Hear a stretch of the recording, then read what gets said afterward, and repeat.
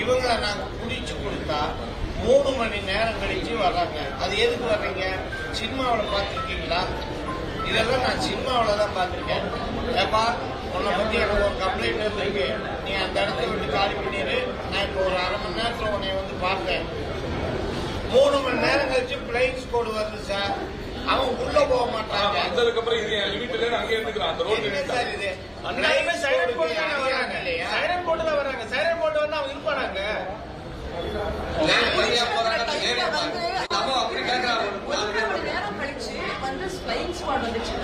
அது வரைக்கும் வந்து குடுக்கறவங்க இப்படியே பிடிச்ச மதிக்க முடியுமா? அப்ப நம்ம தாக்குறாங்க இல்ல, நம்மளோட லைஃப் சேஃப்டி இல்லாம போகுது. தேர்தல் நிறுத்த கோரி வழக்கு தான் தொடர்ந்து போறீங்க நீங்க?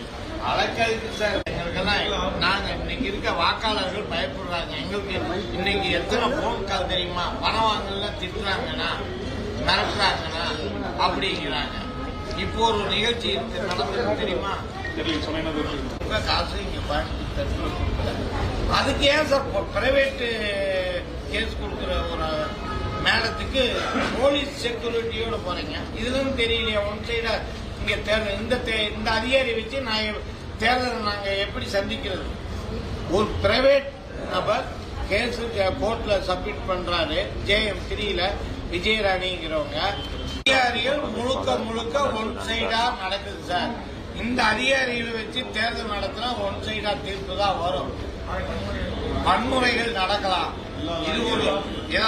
இதுவரைக்கும் தமிழ்நாடு தேர்தலே இது சென்சிட்டிவான ஏரியா என்று பேர் வாங்காத இந்த கோயம்புத்தூர்ல இப்ப தெற்கு தொகுதி பயங்கர சென்சிட்டிவ்னா ஃபுல் சென்சிட்டிவ். கோயம்புத்தூர் ஒரு தேர்தல் நடந்து நீங்க பார்த்துருக்கீங்களா?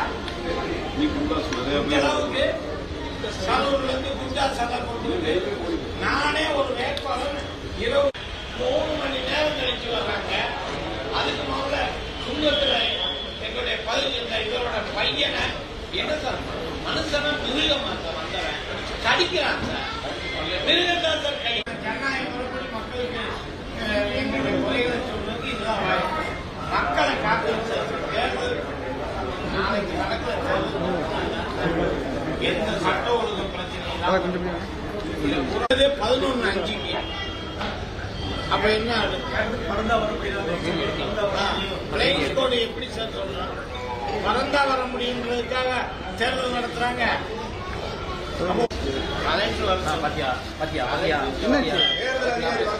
கலெக்டர் எங்க இருக்காரு? இங்கதான் பாக்குறோம். நான் இனிமேல ரூம்ல பார்த்து இல்லம் பார்த்து நான் யாரும் நம்பிக்கை இல்லை. அரசு பண்ணா பண்ணுங்க சார், நோ ப்ராப்ளம். இப்ப என்ன நீங்க அரசு பண்ற மாதிரி பண்ண நீங்க எல்லாம் பாருங்க. திங்க் பண்ணி உட்காந்து ரோட்ல உட்காந்து என்ன போலீஸ் சார் உங்க மனசாட்சி தொட்டு சொல்லுங்க. தெரியுமா இங்க இருக்கக்கூடிய பத்திரிக்காரங்க அத்தனை பேர் முடியாது. ஒரு லாட்ஜில தங்குறவங்க ரிஜிஸ்டர் பண்ணாம பண்ணக்கூடாது.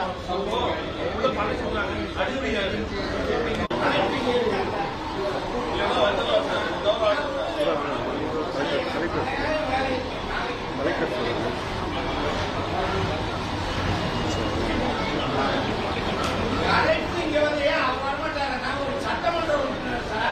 நாங்க ரவுடிசம்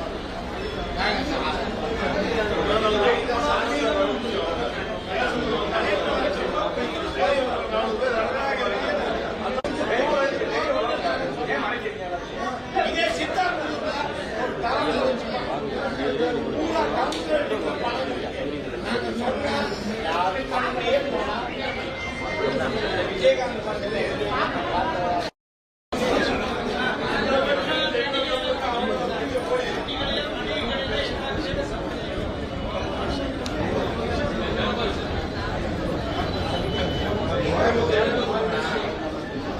அந்த ஸ்டிக்கு மட்டும் கொஞ்சம் லைட்டா பின்னாடி இருக்குண்ணா.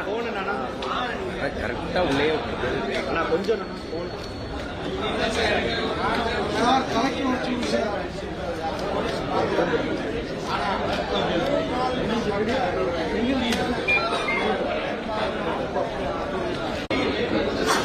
யாரையாவது அரெஸ்ட் பண்ணிருக்கீங்களா சார்? 4 மணி நேரத்துல வந்து 5 லட்சம் ரூபாய்க்கு மேல கொடுத்துருக்காங்க. 1 லட்சம்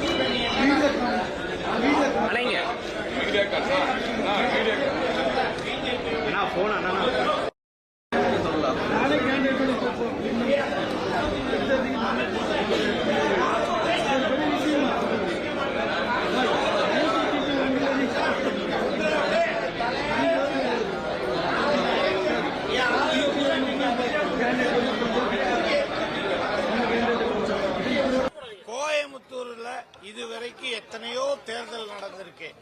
இந்த அராஜகம் அட்டுழியம் இதுவரை இந்த கோவை சரித்திரத்திலேயே பார்க்காத தெற்கு தொகுதியில அட்டுழியம் அவ்வளவு அராஜகம் நடக்குது. இதை வச்சு நான் கலெக்டர்கிட்ட 2 தடவை மனு கொடுத்தேன், அப்சர்வர்டையும் கொடுத்தேன். தேர்தல் ஆணையம் சுத்தமா ஒன் சைடா வேலை பார்க்குது. அதை விட காவல்துறை ஒரு கொஞ்சம் கூட பொதுமக்களுக்கு பாதுகாப்பு இல்லை. நேற்றைக்கு முந்தின இரவு பணம் கொடுக்கறாங்கன்னு சொல்லி எல்லா பிரச்சனை பண்ணி நானும் பாரதிய ஜனதா கட்சி எங்க கட்சி நிர்வாகிகள் அனைவரும் போய் சுங்கத்துல மறியல் பண்ண விட்டு தான் ஏசியும் டிசியும் வர்றாங்க. நாங்க ஆளுகளை பிடிச்சு கொடுத்தா கூட அந்த பணம் இருக்கால இவங்க விரட்டி விட்டு எம்டி ஆள கேஸ் போடுறாங்க. அது கேஸ் போட்டு இதுவரைக்கும் அரெஸ்ட் பண்ணல, சும்மா சிஎஸ்ஆர் கொடுத்துட்டு இருக்காங்க. இதுக்கெல்லாம் காரணம் அந்த 18 வேட்பாளரை போட்டு அந்த 18 பேருக்கு ஏஜென்ட்டுகள் சொல்லி இன்னைக்கு உலா விட்டு இந்த கோயம்புத்தூர் தெற்கு தொகுதி இன்னைக்கு ஒரு பயந்த கலவர பூமியா இருக்கு. நாளைக்கு என்ன நடக்குமோ ஏது நடக்கும் இந்த தேர்தல் ஆணையம் கண்ணை மூடிட்டு இருக்கு. அர்ச்சனா பட்நாயக் வரைக்கும் நாங்க சொன்னா அவங்களுக்கு வேண்டியது பணம் பெருசா கிடைச்சா தான் நாங்க பணமாங்க. மக்களோட உயிரை விட பணம் பெருசாங்க. மக்கள் இன்னைக்கு பயந்து இருக்காங்க. பணம் வாங்கலைனால அடிக்கிறான். வாங்கினவன நீ இப்ப எதுக்கு போடுவேன்னு எனக்கு தெரியும். மறுநாள் காலையில வந்து கரூர்காரங்க இங்க நாட்டாம பண்றதுக்கு என்ன சார் இருக்கு? எனக்கு தேர்தலை கண்டிப்பா இது நிறுத்தியே ஆகணும். மக்கள் சுவிச்சமா வாழணும்னா பயம் இல்லாத தேர்தல் அப்புறம் எப்ப தேர்தல் கமிஷன் பண்ணுதோ அப்ப பண்ண. இந்த நாளைக்கு நடக்கிற தேர்தல் கண்டிப்பா நடத்தக்கூடாது. அதுதான் இதுதான் நீங்க அராஜகத்து உச்சத்துல போயிட்டு இருக்கு. அதுக்கு எந்த நடவடிக்கையும் எடுக்க மாட்டாங்க. ஒரு நடவடிக்கையும் இல்ல. நீங்க பிளைன்ஸ் கோட் எதுக்கு சார் இருக்கு? பறக்கும்படை என்ன சாதாரண மக்கள் கல்யாணத்துக்கு மளிகை ஜாமான் வாங்க போறாங்க. 50,000 ரூபாய் ஆஸ்பத்திரிக்கு போறவங்கள ஆணி வேற அச்சு வேற செக் பண்றீங்க. ஆனா நாங்க பணத்தோட இருக்கு, பணத்தோட கொடுத்த பார்ட்டியை நீங்க விட்டுறீங்க. இன்னைக்கு காலையில 30 கோடி பிடிச்சிருக்காங்க அழகப்ப செட்டியார் வீதியில. ஆனா பிளைன்ஸ் கோடி யாருக்கு காட்டல. அது ஒரு முன்னாள் திமுக பொருளாளர் லாட்ஜில் இன்னைக்கு வரைக்கும் அங்க ஆளு இருக்காங்க. அநேகமா இப்ப நான் போலீஸ்கிட்ட சொன்னதுனால இப்ப அநேகமா காலி பண்ணிருப்பாங்க. போய் பார்த்தா இப்ப அன்ரிஜிஸ்டர் ஒரு லாட்ஜில் வந்து தங்கினா நம்ம போனா என்ன கேட்கறாங்க? ஆதார் கார்டு கேட்கறாங்களா இல்லையா? அங்க இருக்க கரூர்காரங்களுக்கு எந்த ஆதார் கார்டு இல்ல. அத்தனை பேர் அந்த அதெல்லாம் இல்ல. இப்ப இருக்கு சார். இன்னைக்கு அந்த பணம் எடுத்துட்டு போகும்போதுதான் சார் இந்த 30 கோடி சிக்கிச்சு. பிளைன்ஸ் கோடி யாரோட பணமோ அவங்க வீட்டுல கொண்டு போய் கொடுத்தாச்சு.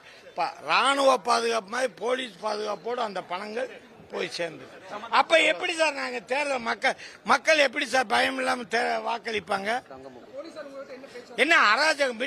ஹிட்லர் முசோலினியா சர்வாதிகாரம் நடக்குதா இங்க? எங்கிட்ட பேச்சுவார்த்தை நீங்க கலெக்டர் வந்துருவாரு உள்ள வாங்கன்னாங்க. நான் கலெக்டர் வரட்டு நான் உள்ள வர்றேன் இருக்கேன். நான் மனு கொடுக்குறேன். ஏன்னா 2 நாளா கேட்டிருக்கேன். நேற்று ஒரு செய்தியை நான் அவர்கிட்ட கேட்கிறேன், போன்ல கேட்கிறேன். நான் உடனே கூப்பிடுறேன்னு. இன்னைக்கு 26 மணி நேரம் ஆச்சு, இது வரைக்கும் அந்த செய்தியை சொல்லல. போன் அடிச்சா போன் எடுக்கிறது இல்ல. அப்ப நான் என்ன பண்றது? என்ன சாத்மீக முறையில் நான் இது மக்களுக்கு தெரிவிக்கிறதுக்காக சொல்றேன்.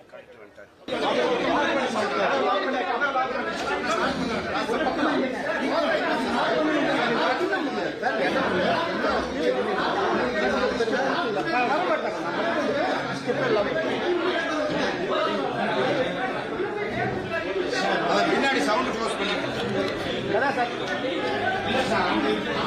உங்கள்கிட்ட எல்லாம் கொடுத்து எதுவுமே நடக்கல சார். உங்க பிரஸ் முன்னே நாளைக்கு நான் என்ன சொல்றேன்னு தெரிய மாட்டேது சார்.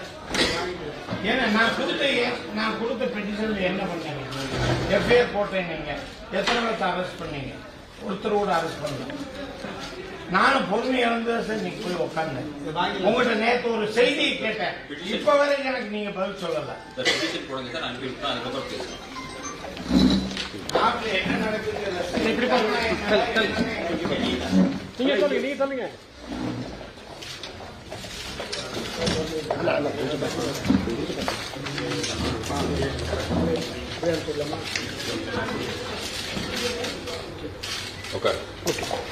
நம்ம அப்படியே வெளில வந்தோம். அப்படியே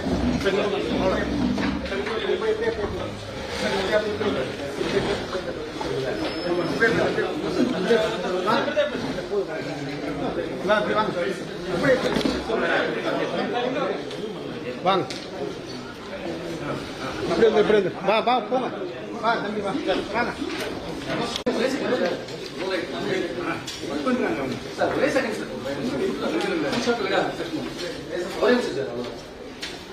அப்படி